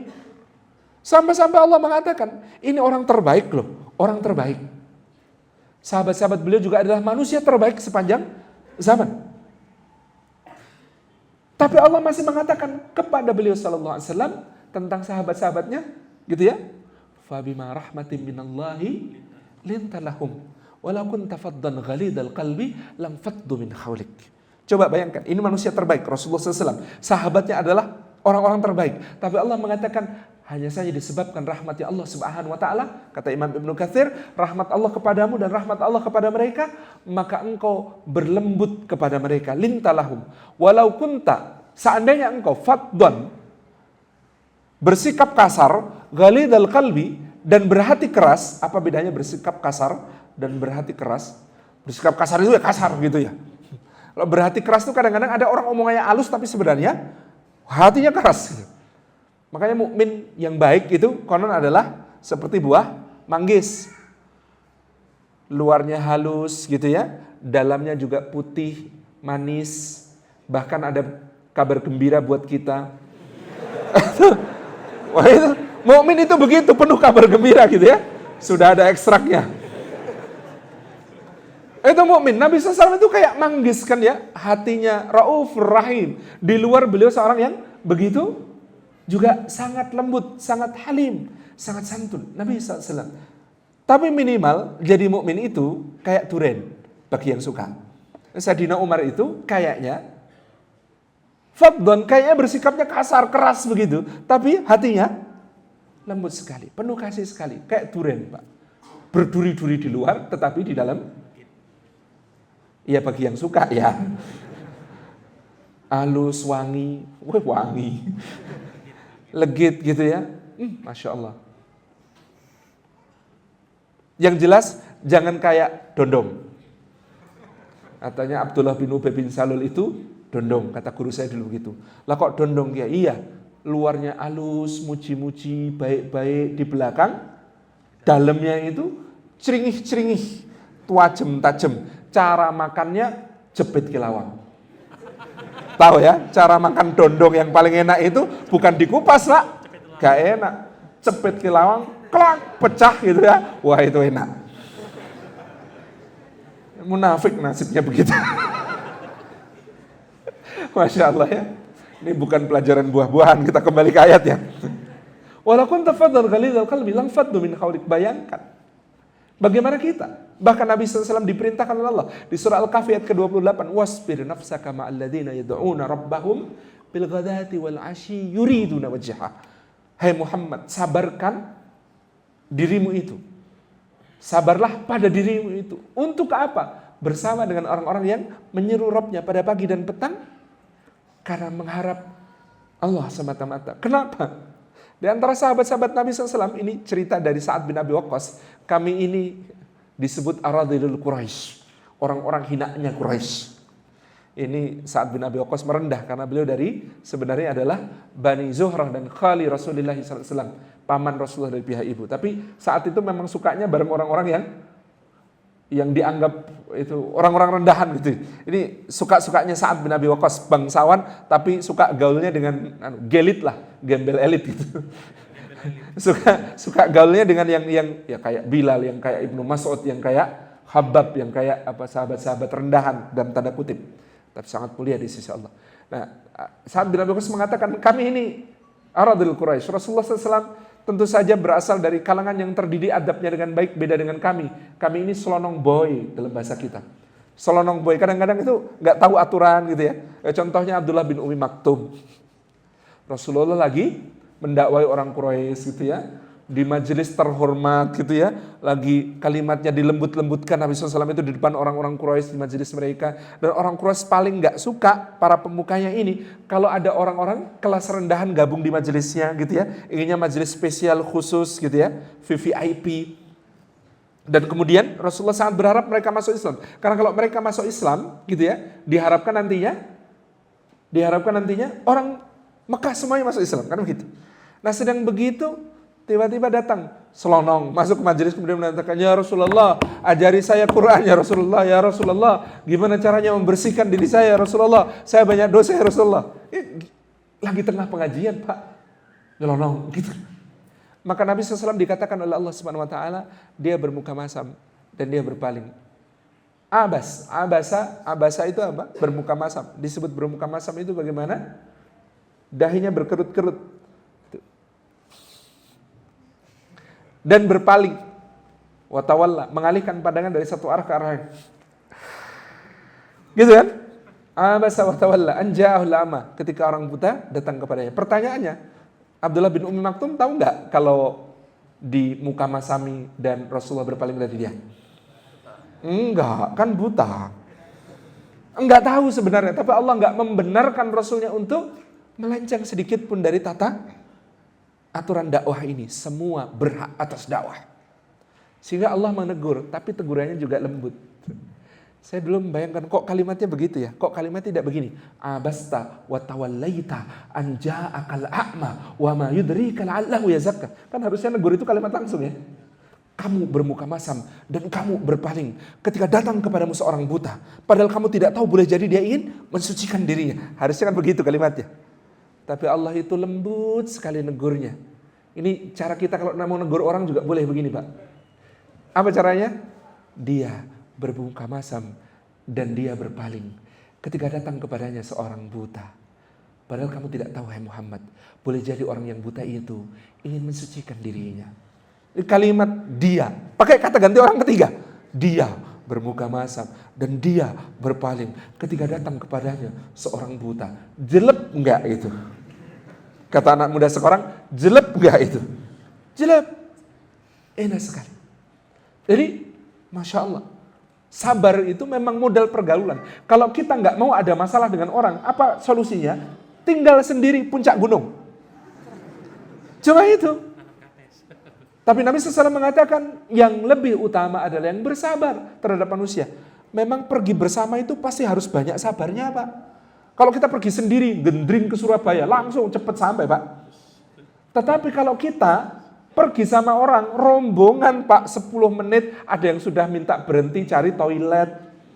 Cari toilet dulu, ya gitu ya. 5 menit kemudian ada yang bilang, beli minum, oh ya gitu ya. Terus 5 menit kemudian, toilet lagi. Lah kok nggak tadi? Oh rasanya sekarang disuruh tadi. Kan gitu ya. Jadi pergi bersama itu mesti harus banyak sabarnya, keinginannya banyak Pak. Masya Allah, gitu. Maka hidup itu juga cerminannya begitu. Hidup bersama itu pasti butuh kesabaran ini, butuh ukhuwah itu, ada masalah pasti, gitu ya. Ya Rabbana, bahkan antara Nabi SAW dengan sahabat yang paling dicintai beliau. Coba bapak-bapak, ibu-ibu perhatikan, apa rasanya kalau orang yang paling Anda cintai berdiri di depan Anda untuk melindungi orang yang paling Anda benci. Bagaimana perasaan Bapak? Kalau ada orang yang paling Bapak cintai, berdiri di depan Bapak, melindungi orang yang paling Bapak benci. Nabi SAW mengalami itu. Ceritanya bagaimana? Ada seorang, namanya Abdullah bin Sa'ad bin Abi Sarh. Ini masuk Islam.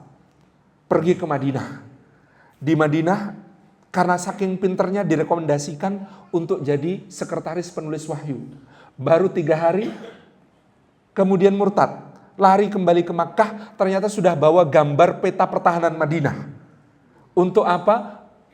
Memprovokasi orang Mekah kemudian menghasilkan satu perang yang sangat menyengsarakan penduduk Madinah karena pengepungannya sangat lama oleh pasukan yang begitu besar. Perang Ahzab, perang Khandaq. Ini yang dilakukan Abdullah bin Sa'ad bin Abi Sarh. Maka pada saat Fathu Makkah apa yang dilakukan Rasulullah? Blacklist, daftar hitam, TO, target operasi, DPO, daftar pencarian orang. Salah satunya bernama Abdullah bin Sa'ad bin Abi Sarh. Ketemu dimanapun, bahkan meskipun gandulan sitrah Ka'bah, bunuh di tempat. Ini perintah Nabi SAW. Kenapa? Tidak terampunkan. Murtad dan menyebabkan kesengsaraan Madinah begitu besar karena perang Khandaq. Tidak terampunkan lelaki ini. Tapi Abdullah bin Sa'ad bin Abi Sarh ini dulu saudara sesusuannya, adik sesusuannya Sayyidina Utsman bin Affan. Begitu pasukan muslimin memasuki kota Makkah dalam Fathu Makkah, orang ini bersembunyi di sudut sela-sela sebuah rumah. Begitu Sayyidina Utsman tampak, lari Pak, beradat, gandeng tangannya Sayyidina Utsman, kemudian dia mengatakan, aku bersumpah atas nama persaudaraan dan kekerabatan kita, engkau akan memintakan aku ampunan kepada Muhammad. Kata Abdullah bin Sa'ad bin Abi Sarh. Anda bisa bayangkan seperti apa perasaan Sayyidina Utsman bin Affan? Gak mungkin kan Sayyidina Utsman itu kemudian mengatakan, weh, buronannya ini, yuk dibunuh yuk, gitu. Itu pasti bukan Sayyidina Utsman yang kayak begitu. Utsman itu gak tegaan, Pak. Utsman itu gak tegaan, hatta nanti kita bisa lihat dalam biografi Sayyidina Utsman bin Affan ketika masa fitnah timbul. Orang-orang memfitnah Marwan bin Hakam, sekretaris beliau, menggelapkan dana Khumus Afrika 5 juta dinar. Jadi Marwan itu dituduh menggelapkan Khumus Afrika 5 juta dinar. 5 juta dinar. Tapi orang-orang yang nuduh gak bisa ngajukan bukti. Sedangkan Marwan bersumpah tidak melakukan. Tapi geger terus Pak. Apa yang dilakukan Sayyidina Utsman? Ngambil 5 juta dinar dari dana pribadinya. Kemudian mengatakan, ini yang kalian tuduhkan kepada Marwan, aku serahkan dari hartaku. Soalnya apa? Sayyidina Utsman tuh gitu sifatnya, gak seneng rame-rame. Lebih baik berkorban, kehilangan harta, bahkan nanti nyawa, daripada ada rame-rame di antara sesama muslim. Itu Utsman. Jadi Anda bisa bayangkan, digandeng tangannya begitu, terus diajak sumpah begitu, apa yang dilakukan Utsman? Galaunya luar biasa Pak, gelisahnya luar biasa, terus ini gimana, terus ini gimana, terus ini gimana. Akhirnya nunggu sampai kemudian Rasulullah bersama para sahabat. Utsman dengan malu-malu dan perasaan sangat tidak enak menggandeng tangan Abdullah bin Sa'ad bin Abi Sarh ini menghadap Nabi SAW. Kemudian Utsman mengatakan, ya Rasulullah, aku memintakan ampunan kepadamu untuk Abdullah bin Sa'ad bin Abi Sarh, saudara sesusuanku. Ini Utsman. Orang yang Rasulullah mengatakan, kalau aku masih punya anak perempuan lagi, tak nikahin lagi sama anakku ya Utsman. Padahal sudah 2 kali diambil mantu itu.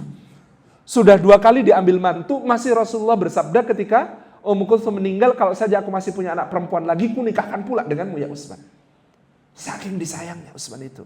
Di perang Badar, Utsman gak usah perang ya, tunggu istrimu lagi sakit di rumah aja. Begitu perang selesai, dapat bagian ghanimah. Sayangnya luar biasa Rasulullah. Ketika kemudian di Hudaybiyah dikabarkan Utsman yang masuk kota Makkah terbunuh, Rasulullah bersumpah apa? Ketika membentangkan tangannya di bawah pohon, setelah mengatakan ini sumpah untuk Allah agar kita tidak mundur dan tidak menyerah, kemudian Nabi mengatakan ini adalah tangan Utsman. Ini adalah tangan Utsman. Bayangkan. Yang sangat disayang, yang sangat dikasihi ini. Mengatakan, aku mintakan ampunan kepadamu untuk Abdullah bin Sa'ad bin Abi Sarh. Rasulullah itu hening, lama, diem, gak jawab-jawab Pak. Sayyidina Umar yang cerita, bahkan mengatakan seandainya ada rambut jatuh saat itu, kami pasti bisa mendengar suaranya. Saking heningnya, benar-benar hening. Gak ada orang berkata-kata. Sampai Rasulullah kemudian menghela nafas, kemudian mengatakan, naam, ya. Dan lalu Utsman langsung narik Abdullah bin Sa'ad bin Abi Sarh dibawa pergi. Beliau tahu Rasulullah nggak suka ngeliatin wajah Abdullah bin Sa'ad bin Abi Sarh. Tapi ternyata sesudah itu Nabi bersabda dengan sabda yang unik. Kenapa tidak ada? Kenapa tidak ada? Falau. Kenapa tidak ada? Kenapa tidak ada? Sayyidina Umar tanya, kenapa tidak ada apa ya Rasulullah? Kata Nabi SAW, kenapa selama aku diam tadi, tidak ada di antara kalian yang berinisiatif maju penggal lehernya? Jadi Rasulullah diam itu nunggu ada sahabat berinisiatif gitu. Kan vonis belum dijatuhkan gitu. Dan keputusan awal sebagai DPO masih berlaku. Rasulullah itu nunggu ada sahabat yang kemudian berinisiatif maju ke depan. Kata Sayyidina Umar, engkau sih ya Rasulullah nggak kasih kode. Kasih isyarat gitu. Kasih isyarat, lirikan mata atau apa begitu ya Rasulullah. Maka Nabi SAW bersabda apa? Ini kalimat yang luar biasa. Kata Nabi SAW, wahai Umar, sesungguhnya seorang Nabi tidak diizinkan untuk berkhianat meskipun hanya dengan lirikan matanya. Jadi Nabi itu keputusannya harus clear, keluar dari lisan. Gak boleh isyarat-isyaratan. Kenapa? Karena jadi syariat. Apa-apa yang jadi keputusan beliau itu syariat. Gak boleh kemudian gitu. Subhanallah. Ini keteguhan Nabi memegang teguh gitu ya. Apa yang harus dijaga? Masya Allah. Jadi antara Nabi SAW dengan sahabat yang paling mulia, yang sangat dicinta, bisa ada masalah. Apalagi kita, cekewer begini. Di antara kita pasti banyak masalah. Masya Allah. Apa-apa yang dulu di zaman kakek saya agak sensitif, di zaman bapak saya sudah agak reda, di zaman saya kecil sudah oke-oke wae. Hari-hari ini saya merasa kok agak diruncing-runcingkan lagi. Zaman kakek saya di Madura katanya dulu, waktu kakek saya masih kadang-kadang bolak-balik ke Madura, ke gurunya itu. Di Madura itu ada kata-kata begini, oh di sini deh semuanya Islam, deh kecuali pojok sana 3 itu Muhammadiyah. Loh, dulu masih begitu Pak sensinya itu di Madura itu. Loh di sini Muslim semua, deh kecuali pojok sana 3 itu Muhammadiyah gitu. Zaman bapak saya sudah agak ringan Pak. Bunyinya jadi apa? Bunyinya jadi, loh kamu kalau cari suami dek ya minimal harus Muslim dek, minimal Muhammadiyah. Kalau cari suami harus muslim, minimal Muhammadiyah. Sudah akseptansinya sudah lebih gitu ya. Sesudah itu sudah nggak ada masalah lagi enteng-entengan di antara kita. Tapi hari-hari ini, apa yang dulu beda-beda furu'iyah fiqhiyah yang sudah diselesaikan para ulama, pembahasannya ratusan tahun yang lalu, dibongkar-bongkar lagi, digesek-gesekkan lagi di antara kita. Ini perlu sikap bijak, yang sangat bijak di antara kita. Para ulama Ahlussunnah wal Jamaah itu mufakat. Syekhul Islam Ibnu Taimiyah, Ibnu Qudamah Al-Maqdisi, Ibnu Rajab Al-Hambali, Al-Imam An-Nawawi, gitu ya, Al-Imam As-Suyuti. Itu semuanya sepakat. Man huwa ahlus sunnah, man hum ahlus sunnah. Siapa ahlus sunnah wal jamaah itu? Sejak dulu sudah disepakati. Hum, mereka itu adalah yang dalam pemahaman akidah mengambil pendekatan satu, athariyah. Wa aktsaruhum ahlul hadis, kebanyakan dari mereka adalah ahlul hadis. Wal asy'ariyah, wal maturidiyah. Itu sudah sesuatu yang sejak dulu ada pemahaman itu disepakati para ulama, semuanya Ahlussunnah wal Jamaah. Bedanya apa sih? Bedanya kan furu'ul aqidah, bukan usulul aqidah kan? Kita ini bedanya furu'ul aqidah, bukan usulul aqidah. Sama-sama dalam maksud misalnya untuk memuliakan Allah. Tidak hendak menyerupakannya dengan sesuatu selain Dia. Pendekatannya berbeda. Yang Athariyah mengatakan serahkan kepada Allah maknanya. Ini yang Athariyah tengah-tengah dengan Asy'ariyah. Karena kemudian yang Athariyah agak lebih ke sini kemudian mengatakan maknanya sesuai zahirnya. Tangan ya tangan. Allah punya tangan, tangan Allah ya tangan Allah. Wajah ya wajah, Allah punya wajah ya wajah Allah. Bersemayam ya bersemayam, istiwa ya istiwa di atas arsy. Begitu saja. Kalimat zahirnya begitu. Enggak usah dianeh-aneh, enggak usah ditakwili. Dalam rangka apa? Takwil kan belum tentu benar. Kalau takwilnya keliru bagaimana? Kalau takwilnya itu merendahkan keagungan Allah bagaimana? Niatnya apa? Menjaga kemuliaan Allah. Yang Asy'ariyah gimana? Kalau nggak ditakwil bahaya ya mas. Kenapa? Orang awam pasti membayangkan seperti apa yang mereka bayangkan.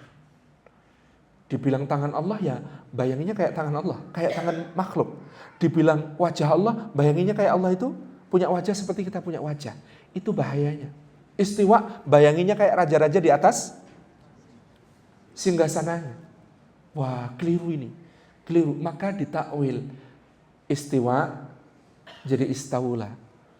Tidak tergantung. Karena, kata Asy'ariyah, merujuk bahwa Allah membutuhkan berhajat pada tempat atau berhajat pada waktu, itu kekufuran. Bahaya. Terus wajah gimana? Ridho. Kan wajah itu kelihatan dari, ridho itu kelihatan dari wajahnya. Ibtigha'a wajhallah, mencari wajah Allah diterjemahkan menjadi mencari ridho Allah. Tangan Allah yadullahi ma'al jamaah. Tangan Allah bersama jamaah. Di maknanya apa? Kuasanya Allah bersama jamaah. Dalam rangka apa? Menjaga agar orang tidak keliru. Jadi usulnya apa? Laisa kamitslihi syai'un wa huwas samiul alim. Tidak ada yang setara dengan Allah, tidak ada yang serupa dengan Allah, dan Dia Maha mendengar lagi Maha mengetahui. Itu usul muttafaq alaih semuanya. Furu'nya cara memahaminya. Ini kalau dipahami gini ada bahayanya. Oh iya juga, itu kalau dipahami begitu juga ada bahayanya. Oh iya sama-sama ada risikonya memahami dengan cara begitu. Karena kita sedang mencoba memahami perkara yang sangat agung dari Allah SWT. Tapi usulnya kan sama. Loh fikirnya kok jadi beda juga? Sikap, semulanya dari sikap.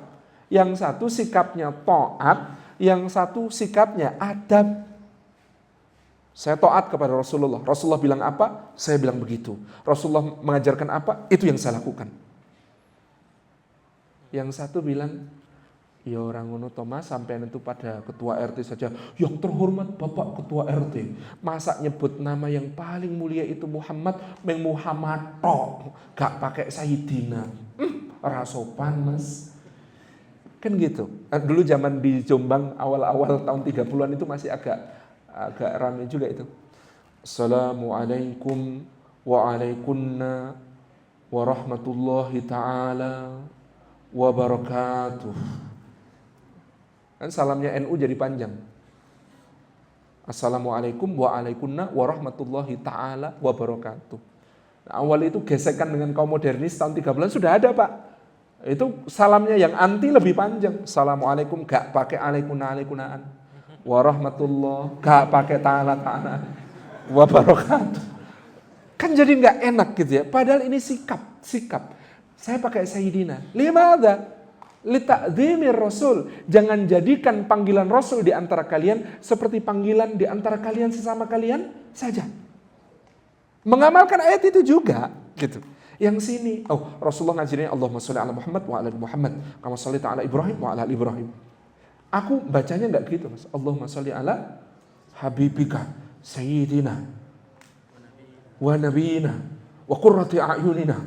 Panjang banget kan? Dalam luar salat enggak ada perbedaan pendapat di kalangan para ulama. Ya juz, boleh. Yang beda pendapat nanti di dalam salat. Di tahiyat akhir pakai Sayyidina itu boleh apa enggak? Termasuk menambah bacaan yang dibolehkan atau enggak? Dan lain sebagainya. Itu sudah dibahas. Ini kan soal taat apa adab? Nah, beragama itu yang benar taat apa adab, Pak? Dua-duanya. Sahabat Nabi SAW itu melaksanakan dua-duanya kan? Sayyidina Abu Bakar As-Siddiq. Pada beberapa hari menjelang wafatnya Rasulullah SAW. Beliau mengimami salat. Pada suatu subuh, ternyata Nabi SAW sangat ingin hadir ke masjid, dipapah oleh Sayyidina Ali dan Sayyidina Abbas. Ali dan Abbas memapah Rasulullah, ingin ikut sholat di masjid, itu untuk terakhir kalinya beliau keluar. Abu Bakar sudah hendak takbir, menyadari Rasulullah datang, beliau batalkan takbirnya, gak jadi takbir. Kemudian beliau beringsut mundur, sementara Rasulullah sudah didudukkan di belakang Abu Bakar. Ketika Abu Bakar melangkah mundur, Rasulullah SAW kemudian menahan Abu Bakar, mendorongnya maju ke depan. Abu Bakar maju ke depan, sejauh dorongan Rasulullah SAW. Begitu tangan beliau dilepas, Abu Bakar mundur lagi. Rasulullah melihat Abu Bakar mundur lagi, beliau dorong lagi ke depan. Dan Abu Bakar taatnya kepada Rasulullah luar biasa, ikut dorongan itu, sejauh dorongan. Begitu tangan dilepas, mundur lagi. Sampai 3 kali. Di kali ketiga, Abu Bakar As-Siddiq kemudian mundur sampai samping Rasulullah sebelah kanan, lalu beliau duduk. Di samping duduknya Rasulullah, lalu beliau beri isyarat supaya para sahabat semuanya duduk. Semua duduk, lalu hari itu Rasulullah memimpin salat sambil duduk. Karena imamnya duduk, makmumnya duduk. Selesai salam, Rasulullah menegur, aku sudah perintahkan engkau ya Abu Bakar untuk mengimami salat, kenapa engkau mundur? Kalau Abu Bakar cuma taat, ngimami, sudah perintah kok suruh ngimami. Tapi apa kata Abu Bakar As-Siddiq? Demi Allah ya Rasulullah, aku lebih suka tanah di hadapanku terbelah, lalu aku terjatuh ke dalamnya, dan tanah itu menghimpitku sampai binasa, daripada aku menjadi imam, sementara di belakangku ada Rasulullah SAW. Adab. Ada taatnya, ada adabnya. Bapaknya Abu Sa'id Al-Khudri, namanya Malik bin Sinan Al-Khudri. Di perang Uhud, ketika kemudian cincin besi dari helm beliau karena dipukul gada, plak gitu, masuk ke dalam pelipis Nabi SAW, maka Abu Ubaidah bin Jarrah itu mencabutinya. Nggak tega dengan tangan, apalagi dengan obeng, Pak, nggak tega. Maka nyabutnya itu pakai gigi. Setiap kali nyabut satu cincin besi ini, giginya Abu Ubaidah radhiyallahu anhu itu patah. Plak, ceklak, patah, ceklak. Begitu sudah 3-tiganya dicabut, darah masih mengucur dari pipi Rasulullah SAW. Apa yang dilakukan? Malik bin Sinan disedot sama Malik bin Sinan sampai kemudian darah ini mampet. Banyak sekali di dalam mulut beliau ada darah Rasulullah SAW. Kemudian Nabi bersabda kepadanya, muntahkan ya Malik. La wallah ya Rasulullah, gelak. Muntahkan ya Malik. La wallah ya Rasulullah, gelak. Sampai 3 kali gelaknya. Yang menelan darah Rasulullah SAW, kemudian dia mengatakan berkaca-kaca, ya Rasulullah, betapa bahagianya aku, di dalam tubuhku ada darahmu. Apa hukum asal minum darah? Haram. Apa sabda Nabi kemudian kepada Malik bin Sinan Al-Khudri?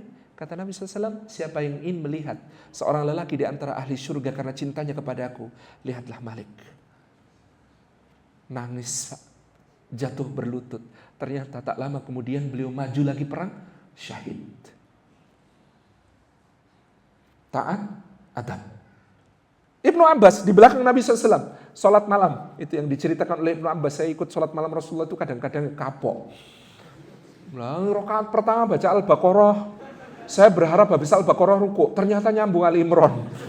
Saya berharap habis Ali Imran rukuk nyambung An-Nisa. Habis An-Nisa rukuk ternyata nyambung Al-Maidah. Habis Al-Maidah rukuk ternyata sampai Al-An'am baru rukuk. Itu salatnya Nabi SAW. Jadi Ibnu Abbas waktu itu kecil, masih 9 tahun, 8 tahun di belakang Nabi SAW. Maka oleh Rasulullah, karena dia di belakang sebelah kiri pula, oleh Rasulullah digeser ke kanan, dimajukan sampai kaki berimpit kaki. Jadi ini sunnah, orang sholat berdua, kaki berimpit kaki. Tapi Ibnu Abbas kemudian setelah dipegang Rasulullah, pegangannya lepas, mundur dikit. Anak kecil gitu ya, mundur dikit.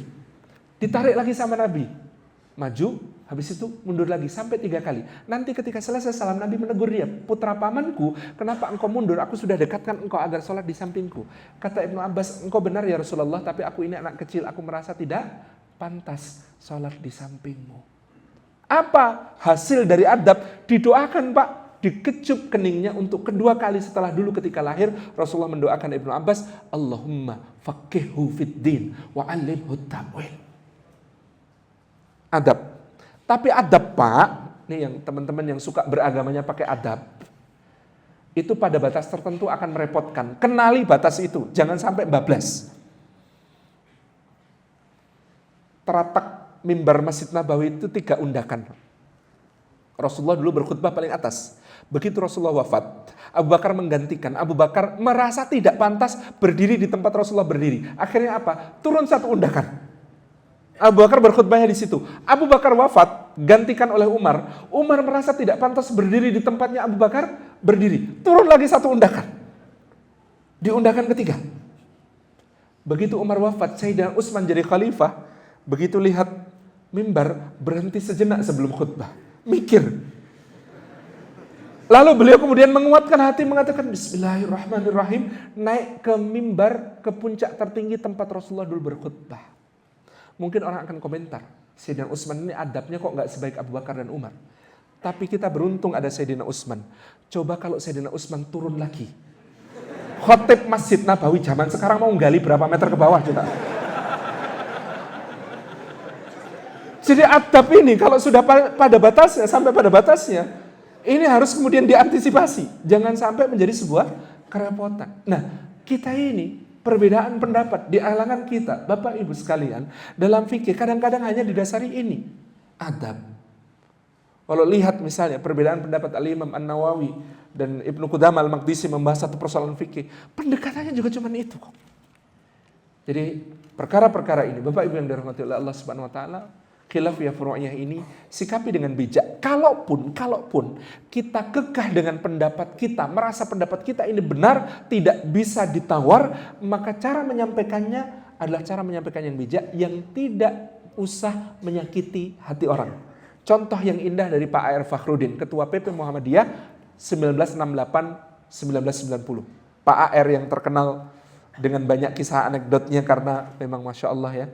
Kalau kita mengatakan, saya mengatakan ini salah satu wali Allah karena Masya Allah kehidupannya yang zuhud, nggak punya apa-apa sampai akhir hayat, padahal uang bermiliar-miliar seliweran di hadapannya, begitu ya.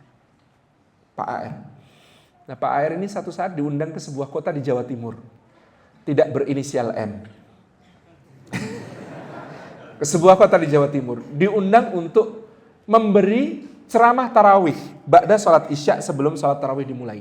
Beliau memberi ceramah tarawih bagus sekali. Ternyata Masya Allah semua orang takjub, ilmunya Pak A.R. luar biasa. Nah Pak A.R. ini termasuk orang yang seperti Syekh Al-Albani memegang teguh hadis Aisyah tentang jumlah rakaat sholat tarawih. Ibunda kita Aisyah mengatakan sholat Rasulullah di rumahnya di Ramadan ataupun di luar Ramadan, kuhitung tidak pernah lebih dari 11 rakaat. Ini hadis Aisyah ini. Meskipun hadis Aisyah ini beda dengan pemahaman jumhur sahabat. Jumhur sahabat mengatakan, iya Rasulullah kalau sholat sendiri memang memperpanjang berdirinya. Tapi kalau sholat bersama kami, beliau ringankan untuk kami sehingga beliau memperbanyak rakaatnya. Ini pemahaman jumhur sahabat. Tapi Pak A.R. tetap kenceng dengan hadis ini, seperti Syekh Al-Albani. Maka beliau meyakini sholat tarawih itu ya 11. Nah, ternyata di masjid itu tadi, karena melihat ilmu beliau yang dahsyat, orang-orang akhirnya mengatakan, diminta jadi imam sekalian, diminta jadi imam sekalian. Nah, begitu diminta jadi imam, Pak AR bertanya kepada jamaah, Bapak Ibu sekalian, biasanya di sini 11 rakaat atau 23? Jamaah kompak menjawab, 23 gitu. Lalu Pak AR bertanya lagi, oh nggih, bismillah ya, mudah-mudahan kita bisa laksanakan seperti biasa. Lalu beliau mulai mengimami, bacaannya runtut, tartil sekali. Di masjid itu meskipun 23 rakaat, biasanya jam 8 selesai, Pak.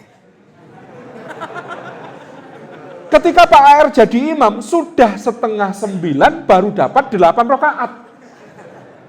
Maka setelah rakaat ke-8 itu Pak AR menghadap hadirin bertanya, Bapak Ibu sekalian kita lanjutkan sampai 20 atau witir saja? Jamaah kompak, witir!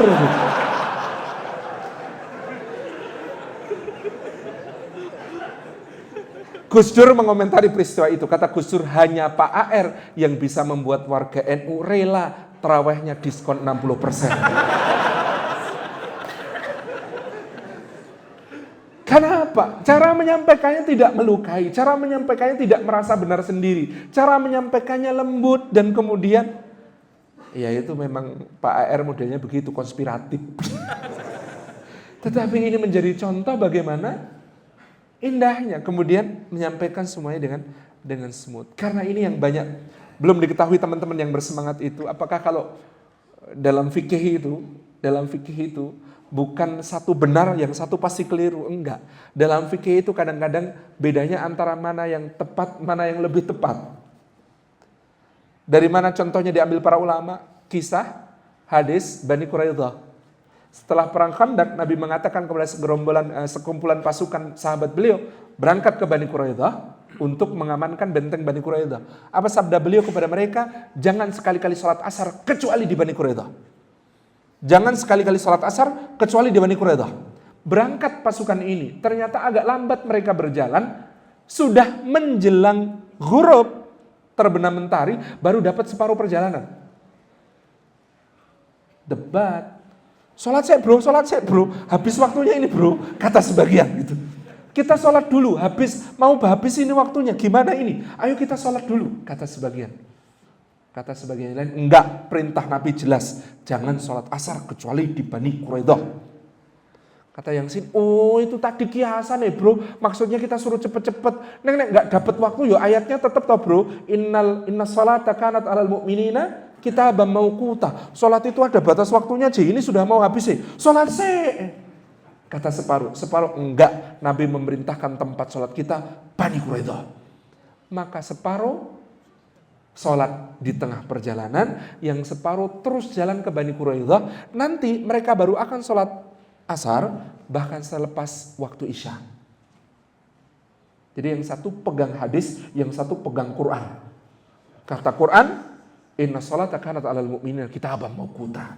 Yang satu pegang hadis, jangan sholat asar kecuali di Bani Quraidah. Kan begitu Rasulullah tiba, mereka saling melaporkan. Ya Rasulullah, ini tidak taat sama perintahmu. Wong suruh di Bani Quraidah, sholatnya di tengah jalan tadi.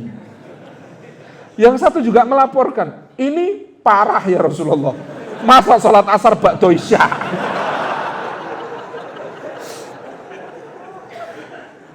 Ini namanya fikih. Fikih itu apa? Pemahaman. Teksnya sama enggak? Sama. Jangan sekali-kali salat asar kecuali di Bani Quraidah. Teksnya sama. Difahami secara berbeda. Kenapa kok berbeda? Tingkat pemahaman yang berbeda. Mana yang disalahkan Nabi? Enggak ada. Kata Nabi, la haraj, enggak apa-apa. Selesai. Jangan-jangan kita ini selama ini suka ribut-ribut, beda ini, beda itu. Nanti sampai di akhirat ngadu sama Nabi. Saya kan ya Nabi yang lebih sunnah. Kemudian Nabi mengatakan, la haraj. Piye jale ono kuwi. Ternyata ini soal fikih. Ternyata dalam fikih itu kadang-kadang bukan cuma soal, enggak, memang diksinya fikih itu bukan hada haq wa hada batil, bukan. Diksinya fikih itu hada shawab, hada khata'. Pol begitu. Ini benar, ini keliru. Bahkan kaidahnya kata Imam Syafi'i, pendapatku benar. Ra'i hadza shawab, yahtamilul khata'. Pendapatku ini benar, tapi boleh jadi mengandung kesalahan. Wa ra'yu ghairi khata'un, dan pendapat orang selainku ini salah. Yahtamilus shawab, boleh jadi mengandung kebenaran. Karena kadang-kadang fikih itu ada konteksnya. Ada tempat, waktu di mana satu hal berlaku dan belum berlaku. Mungkin bukan tidak berlaku, tapi belum berlaku. Imam Atha bin Abi Robah itu dikecam banyak ulama lain. Gara-gara beliau berpendapat apa? Melempar jumrah hari nahar itu qabla zawal afdal. Kata ulama yang lain, ini gimana? Nabi SAW itu melempar jumrahnya ba'da zawal. Abu Bakar ba'da zawal. Umar ba'da zawal. Utsman ba'da zawal. Terus apa lagi? Ali ba'da zawal. Sunnah Nabi dan sunnah Khulafaur Rasyidin itu ba'da zawal semua. Lah kok berani-beraninya beliau berpendapat qabla zawal afdal. 1350 tahun lamanya pendapatnya Atha ini dikritik habis-habisan di kitab-kitab fikih. Sampai tiba masanya jumlah jamaah haji meningkat menjadi lebih dari 2 juta orang. Kalau semua ambil waktu afdol ba'da zawal, bahayanya besar, madharat. Maka Lajnah Ad-Daimah lil Buhus wal Ifta, komisi fatwanya para ulama kerajaan Saudi Arabia bersidang, kemudian mereka sujud syukur menemukan athar Atha. Alhamdulillah ada pendapatnya Imam Atha. Qabla zawal afdol. Kalau begitu bagaimana kita berikan fatwa bahwa melempar jumrah qabla zawal tidak mengapa dan harap mentaati penjadwalan yang sudah diberikan. Karena itulah kemudian bisa dijadwal. Karena apa? Pendapat Imam Atha menyelamatkan. Ini fikih. Nah maka kalau soal ikhtilaf furu'iyah gak usah kenceng-kenceng. Kok beda yo gitu ya. Enggak apa-apa kalau kemudian ada ilmunya, ada dalilnya. Agama ini agama dalil. Selama ada dalil, ada hujah, hujah ketemu hujah, enggak boleh saling hujat. Selesai. Sebagai penutup, makanya fa'aslihu baina akhwaikum. Karena masalahnya sangat banyak, ini sebenarnya satu tema sendiri. Ikhtilaf kita sebagai masalah itu satu hari nggak selesai dibahas, tetapi intinya fa'aslihu. Banyak-banyaklah menjadi pendamai, mendamaikan, menyambungkan, mempertemukan. Dan kita diizinkan oleh Rasulullah SAW berbohong dalam perkara ini. Kan 3 dusta yang diizinkan. Salah satunya mendamaikan 2 mukmin yang berselisih. Kalau ketemu Ustadz A, sampaikan, Ustadz Masya Allah dapat salam dari Kiai B. Masa kayaknya dia itu kalau saya sama saya, wah ngelabeli Wahabinya sampai ke ubun-ubun itu. Iya Ustadz, tapi salam dari beliau-beliau itu Masya Allah mengakui Ustadz-Ustadz sekarang lulusan Timur Tengah, Masya Allah alim-alim. Gak kayak beliau-beliau lulusan pesantren, dulu begini-begini. Tapi beliau mengakui Masya Allah. Lu dulu itu gak gitu itu. Ya tapi sekarang salam, masa gak dijawab Ustadz? Ya wes, waalaikumsalam warahmatullahi. Salam kembali. Nah langsung ke sana. Assalamualaikum Kiai. Waalaikumsalam. Dapat salam Kiai dari Ustadz A. Itu Ustadz yang sering bilang saya ahli bid'ah itu. Itu dulu Kiai. Sekarang beliau paham. Antum yang telah memulai dakwah di sini, merintis, sesepuh di sini, nggak mungkin beliau menjelek-jelekkan antum lagi. Masa? Iya Kiai. Pokoknya Masya Allah. Ini ada salam, Mbok dijawab dulu. Oh iya. Waalaikumsalam warahmatullahi wabarakatuh. Nanti kita tingkatkan bohong kita level selanjutnya. Apa itu? Assalamualaikum Ustadz, ada rumah makan baru. Itu baru buka dan Masya Allah sudah sertifikat halal MUI. Pak Kiai B pengen raktir Ustadz ke sana. Kerso nggih Ustadz dar di sana sama Kiai B. Nanti saya yang atur waktunya Ustadz. Ini beneran ini. Nje Ustadz nanti bawa santri monggo. Berapa Ustadz? Silahkan. Info ke saya nje Ustadz. Kesana juga, Pak Kiai Masya Allah ada rumah makan baru. Wah, Ustadz pengen traktir antum makan di sana. Soalnya katanya enak banget, beliau itu makan di sana itu langsung seneng banget, enak banget. Nah, pengen ngajak antum juga biar ngerasain. Monggo ngajak santri penderek, boleh berapa Pak Kiai, nanti disampaikan infonya ke saya biar saya yang atur waktunya. Akhirnya kalau sudah ketemu di meja makan, kata teman saya Ustadz Felix, kalau sudah ketemu di meja makan, 90% perbedaan mengalir ke dalam piring. Iya. Kalau udah ketemu duduk, perbedaan tinggal yang 10% kan bisa didiskusikan gitu ya. Bisa ngobrol. Masya Allah, antum kalau tahu perjalanan dari Indonesia sampai ke Turki, sampai masuk perbatasan Suriah, itu Ustadz Abdullah Hadrami mengkonfirmasi Ustadz Felix tentang berbagai macam isu tentang Hizbut Tahrir sampai dari A sampai Z. Habis itu, dan seperti nggak bisa terpisahkan ukhuwahnya. Kenapa? Selesai. Kalau sudah perjalanan bareng, makan bareng, gitu ya. Apalagi antum mau nanti bohong level selanjutnya, saya ceritakan gitu ya. Ini sudah sampai ngobrol, makan bareng gitu kan. Kan kita sudah tinggal bilang sama Kiai A, Kiai B, Kiai sudah dibayar Ustadz, alhamdulillah. Sama Ustadz juga bilang, Ustadz sudah dibayar Kiai, alhamdulillah. Pertanyaannya kan, masalahnya sekarang siapa yang bayar gitu. Ya yang bohong itu tanggung jawab gitu. Itu harga bohongnya itu di situ. Lebih dahsyat lagi harga bohong antum kalau kemudian antum bilang sama Ustadz, Masya Allah, ini Pak Kiai A mau traktir umroh. Wah, levelnya lebih tinggi gitu. Karena Sayyidina Umar mengatakan orang itu kalau sudah safar bareng itu kenal. Ta'aruf. Kalau sudah ta'aruf, tafahum. Ukhuwahnya terbentuk. Masya Allah. Ini perjuangan kita di umat ini. Makanya jangan nyuwun sewu. Saya ini disebut dai pramuka. Karena di sini senang, di sana senang. Di mana-mana hatiku senang ya. Nempel ke ustadz ini oke, nempel ke ustadz itu oke. Kok bisa itu? Bisa di mana-mana gitu ya. Pasti orang yang di mana-mana itu aslinya malah tidak ada apa-apanya. Ya memang wong saya kemana-mana ngakunya murid. Penting nyambung-nyambungkan, menjadi orang yang nyambung-nyambungkan. Karena tidak banyak yang mengambil peran ini sekarang. Wes tak ngalahi saya memulai itu. Ke teman-teman hati ya saya ngaku, saya muridnya Ustadz Felix Xiao gitu. Ke teman-teman jamaah tablik saya juga ngaku saya muridnya Ustadz dari Sulaiman gitu. Ke teman-teman mana pokoknya aku ngaku murid Teos gitu. Sama nono gitu. Jadi ini dalam rangka kenapa? Nyambung-nyambungin ini PR besar kita hari-hari ini. Nah, kalau yang jelas-jelas penyimpangannya ya enggak usah. Saya enggak pernah ngaku-ngaku murid Ustadz yang sudah kena fitnah. Oh beliau Syiah. Enggak, saya enggak akan ngaku muridnya itu. Ini beda, ini sudah beda ya. Ini sudah wilayah. Kita berbicara tentang Ahlussunnah wal Jamaah, kita bicara tentang yang Asy'ariyah, yang Maturidiyah, sampai yang kemudian Athariyah, semuanya saudara. Semuanya berada dalam pemahaman yang serupa, pemuliaan yang serupa kepada Allah dan sunnah Nabi-Nya sallallahu alaihi wasallam. Selesai.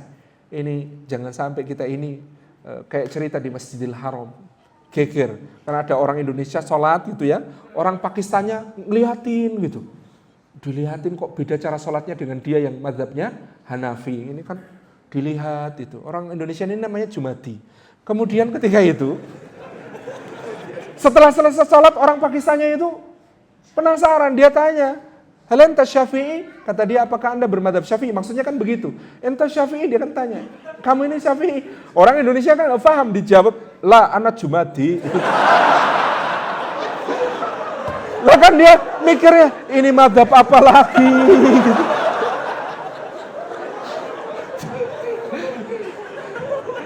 Masya Allah ya, jadi ini kan soal khilafiyah furu'iyah ini harusnya sudah kita selesaikan. Dan Tauji Rabbani terakhir dari ayat ini berbunyi wattaqullaha la'allakum turhamun. Semua hal yang kita upayakan, perjuangkan dalam mempersatukan umat ini. Saya dengar di sini ada ukhuwahnya pemuda muslim, ada berbagai macam yang berusaha menyambungkan, membuatnya menjadi kekuatan besar. Masya Allah, kemarin itu saya punya puisi. Ini puisi saya baca. Nah, sebaiknya saya baca puisi kemarin. Puisinya berjudul hanya aku buihnya.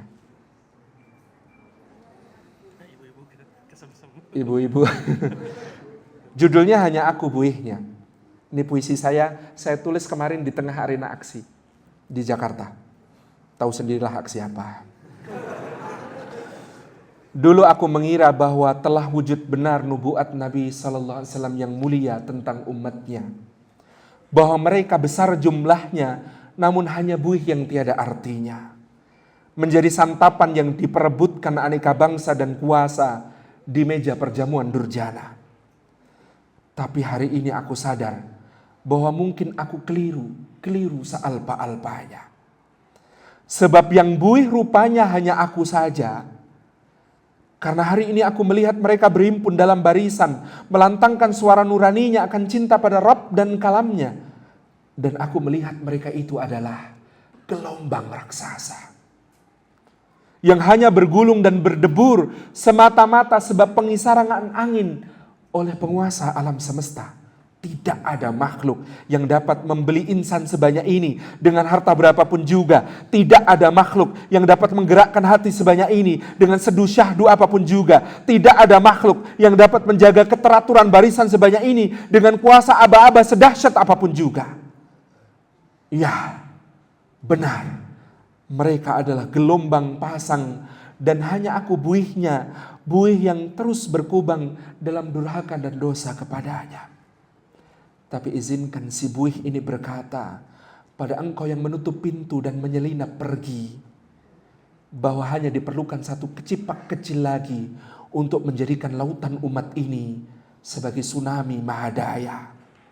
Sebab ada tertulis riwayat Imam Ahmad dan Imam Tirmidzi dalam senarai pensahihan Al-Albani yang teliti, bahwa Nabi SAW bersabda, seorang pemimpin yang menutup pintunya pada orang-orang yang memiliki hajat kepadanya, maka Allah pun menutup pintu langit dari segala hajat dirinya.